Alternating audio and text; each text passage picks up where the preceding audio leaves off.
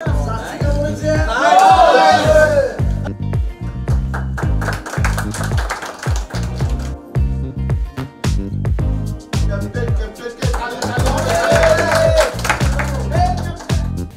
Solicitor fighter গতবারও cricket খেলেছে, তারা runners up হিসেবে নিজেদেরকে পরিচয় দিয়েছেন এবং ওরা খেলে রানার্স আপ পর্যন্ত খেলেছেন। তো সেই সূত্রে আমি সবাইকে চিনি, এখানে অনেকেই অলরাউন্ডার আছেন এবং সব খেলোয়াড়দেরকে যেহেতু আমি চিনি, এই খেলোয়াড়রা আশা করি আমি ভালো করবেন সেটা আমি মনে প্রাণে বিশ্বাস করি এবং তারা ভালো করুক সেটা আমি প্রত্যাশা করি। ইফতেখার মাহমুদ, আমি সলিসিটার ফাইটারের টিম ম্যানেজার হিসাবে রয়েছি। আমাদের টিমের জার্নি হচ্ছে 2022 সাল থেকে। আমাদের প্রতি বছরই আমরা খেলার মধ্যে অংশগ্রহণ করি। আমরা 2022 সাল থেকে খেলে আসছি। গত বছর আমরা রানার আপ হয়েছি, ফাইনাল খেলে রানার আপ হয়েছি। এবছর টিম আমাদের খুবই ব্যালেন্স টিম হয়েছে।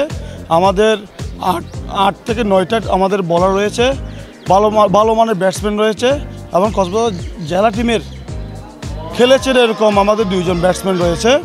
ওভারঅল আমি টিম ম্যানেজার হিসেবে বলতে পারি যে আমাদের টিম এবার অন্য টিমের জন্য একটা ভয়ঙ্কর চিত্র অঙ্কন করবে।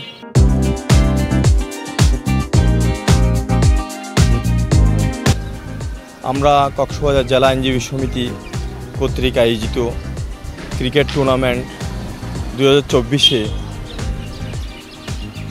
বারে এই ক্রিকেট টুর্নামেন্টে আয়োজিত হয়েছে। আমরা সলিসিটর হিসাবে, আমি অধিনায়ক হিসাবে 2022 সাল থেকে 24 সাল পর্যন্ত নেতৃত্ব দিয়েছি।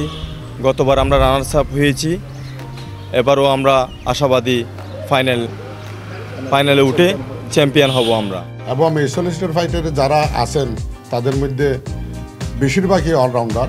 তা আমি আশাবাদী আমাদের এই টিম এই খেলার মধ্যে আগামীতে ইনশাল্লাহ আমরা ট্রফি নিয়ে ফিরব বলে আমি আশাবাদ ব্যক্ত করছি।